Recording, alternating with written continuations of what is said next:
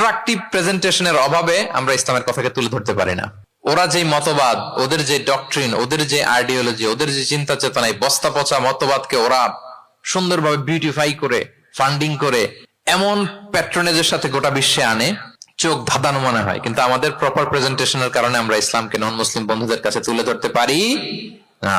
এজন্য আমরা অমুসলিম দেশে যারা থাকি, এটা আমাদের সবার দায়িত্ব। We all are the ambassador of Islam in a non Muslim land. প্রত্যেকে আমরা ইসলামিক অ্যাম্বাসেডর। আপনাকে দেখে ওরা ইসলামকে জাজ করবে। আপনি যদি মিথ্যা বলেন তো আপনার গালে দিবে না, বলবে মুসলমানরাই এরকম।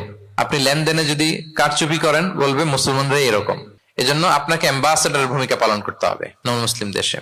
এবং নন মুসলিম দেশে স্থায়ীভাবে যদি কেউ থাকতে হয়, তার দাওয়াতের নিয়তে থাকতে হবে। It's a must, I repeat.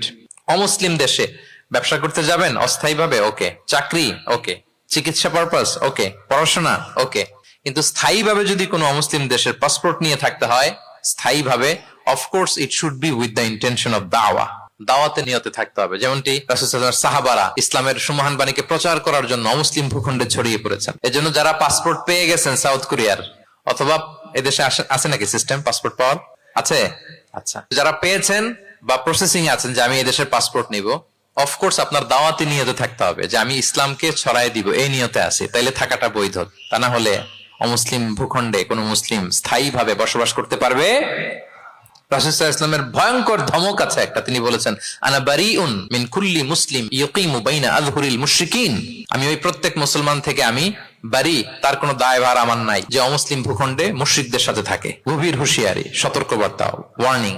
কিন্তু যদি আপনি উইথ দ্য ইন্টেনশন অফ দাওয়াতে নিয়তে থাকেন যে এখানে আমি একটা মসজিদ করব, মসজিদের সাথে লেগে থাকবো, আমার বুদ্ধিস্ট প্রতিবেশীর কাছে আমি ইসলামের সুমহান বাণী পৌঁছে দিব, আমার কলিগদেরকে বুঝাবো দেখো ইসলাম খুব ফ্লেক্সিবল, এটা ন্যাচারাল রিলিজিয়ান, এটা মানবতার ধর্ম, এটা এমন এমন, এইভাবে আমি বুঝাবো, এই নিয়তে যদি আপনি থাকেন, তাহলে আপনি এই দেশে স্থায়ীভাবে থাকতে পারবেন।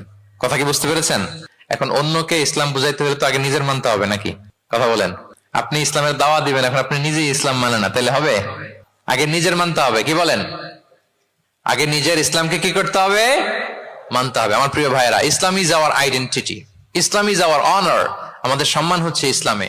উমর ফারুক রাদিয়াল্লাহু তাআলা আনহু বলতেন, নাহনু কওমুন আ'আজ্জানাল্লাহু বিল ইসলাম। আমরা এমন জাতি যে জাতিকে আল্লাহ তাআলা ইসলাম দিয়ে সম্মানিত করেছে। ফাইনি বিতাগাইনাল ইজ্জাতা বিগাইরিহি আযাল্লানাল্লাহ। ইসলাম ছাড়া অন্য কোথাও যদি আমরা সম্মান তালাশ করি, তাহলে আমাদেরকে অপদস্থ করে ছাড়বেন কে? একটাই মনোনীত ধর্ম আল্লাহ তাআলার কাছে, সেটা হচ্ছে ইসলাম। আওয়াজ করে বলুন, সেটা কি? ইন্নাদ দীনা ইনদাল্লাহিল ইসলাম।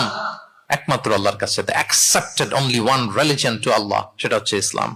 ওমাই ইয়াবতাগি গায়রাল ইসলামি দীনান ফালান ইউকবালা মিনহু ওয়া হুয়া ফিল আখিরাতি মিনাল খাসিরিন। ইসলাম ছাড়া অন্য কিছু যদি কেউ তালাশ করে, সেটার সাথে নিজেকে জড়ায়, আল্লাহ তাআলা কবুল করবেন না। That will not be accepted from him in the day of judgment, and he will be loser minal khasirin. সে হবে লুজার, হতভাগা হবে, দুর্ভাগা হবে।